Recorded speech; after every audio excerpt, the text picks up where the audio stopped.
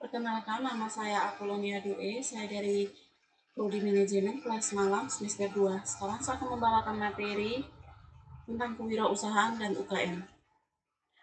Pertama, pengertian. Usaha mikro kecil adalah istilah umum dalam tenaga ekonomi yang merujuk pada usaha kecil produktif yang dimiliki program, perorangan maupun badan usaha sesuai dengan kriteria yang ditetapkan oleh Undang-Undang Nomor 20 Tahun 2008. Pengertian kewirausahaan. Kewirausahaan adalah proses mengidentifikasi, mengembangkan, dan membawa visi ke dalam kehidupan. Pengertian pembangunan ekonomi. Pembangunan ekonomi adalah suatu proses kenaikan pendapatan total dan pendapatan per kapita dengan memperhitungkan adanya pertambahan penduduk dan disertai dengan perubahan fundamental dalam struktur ekonomi suatu negara dan pemerataan pendapatan di berbagai suatu negara.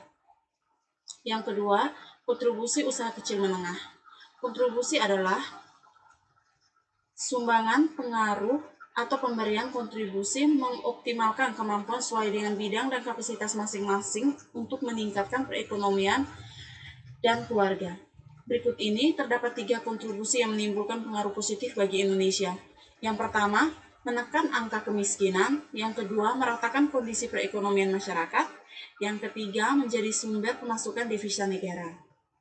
Strategi pengembangan UKM melalui wadah inkubator bisnis dan teknologi. 1.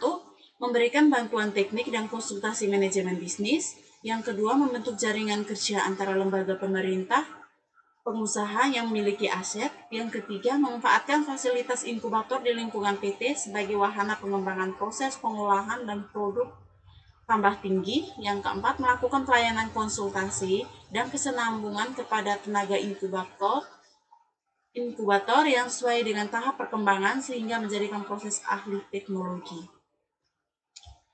Sektor-sektor usaha kecil. Sektor-sektor usaha kecil meliputi pertanian, perikanan, makanan dan minuman, furnitur dan kerajinan, fashion, serta pariwisata. Keberhasilan usaha kecil meliputi 1. Adanya usaha keras. Yang kedua, produk yang dijual memang sangat dibutuhkan oleh masyarakat sekelilingnya. 3. Pemilik adalah seorang yang mampu memimpin. 4. Ada faktor keberuntungan, yaitu adanya titik temu antara berdoa dan berusaha. Yang berikutnya ada kegagalan.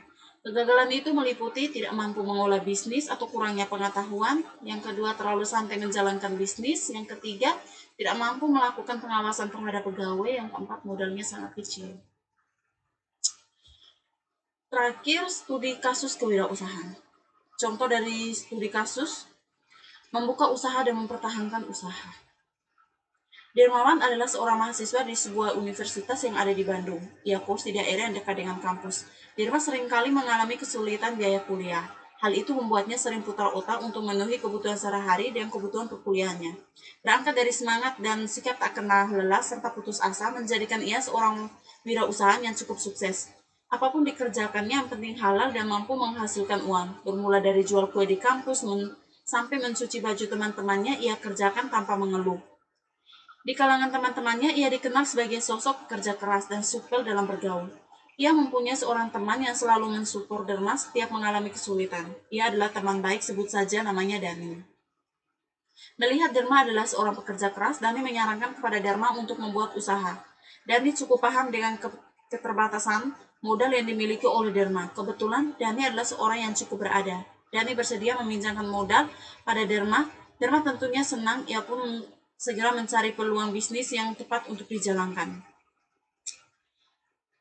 Derma berpikir bahwa mulai usaha mandiri di bidang makanan nampaknya memiliki prospek yang bagus, karena menurutnya industri makanan adalah yang paling mampu bertahan dalam kondisi perekonomian yang labil sekalipun. Nah, dari situ ia mulai mencari banyak informasi dan peluang bisnis yang tepat di bidang penjualan bubur.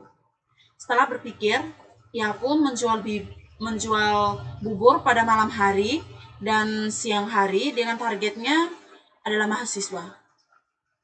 Dengan perincian investasinya sebagai berikut: pengadaan bahan baku, persediaan gudang bahan baku, tenaga kerja, biaya operasional, sewa gedung. Penjualan rata-rata 50 per mangkok, 50 per hari dengan harga 5.000 per mangkok.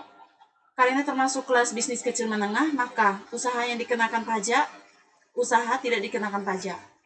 Ia sangat semangat sekali menjalani usaha penjualan bubur tersebut. Hasilnya dalam 3 bulan sudah cukup lumayan. Namun, Firman merasa kewalahan mengurus sekaligus manajemen usahanya sendiri.